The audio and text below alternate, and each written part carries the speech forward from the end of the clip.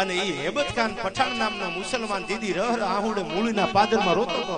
દીદી લગધીરજી પરમારે એટલું પૂછ્યું તું મોઈ દાંડિયા રમતા રમતા કે શું કામ આંખમાંથી આહુડા પડે છે?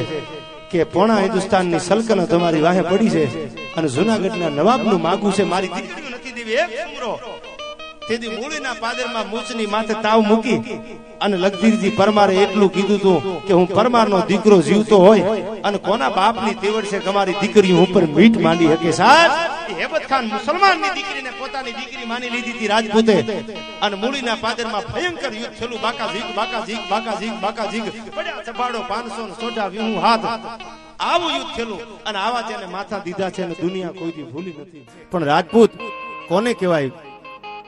કીધું ને કે મર્યા પછીનો માલ તો ગોલણ ગાડા ભરે, પણ જેનું જીવતા બાવડું ન જલા ઈ સિંહની જાત.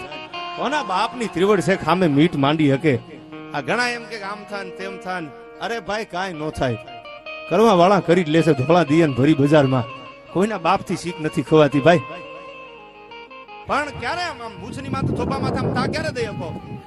રાજદીપભાઈ 20 વર્ષની જેલું કાપી હોય પણ મોળો હોકારો કોઈ દી ન દીધો હોય ભાઈ. અને જેને મોળા હોકારા નથી દીધા ને વાળા સાહેબ, એને દુનિયાએ યાદ કર્યા છે. પછી મોડપીર હોય તોય ભલે, અબડાજી જામ હોય તોય ભલે, અને સાતોજી પરમાર મૂળીના પાદરમાં હોય તોય ભલે. જેને દુનિયામાં મોળો હોકારો નથી દીધો એને દુનિયા કોઈ દી ભૂલી નથી હકી ભાઈ.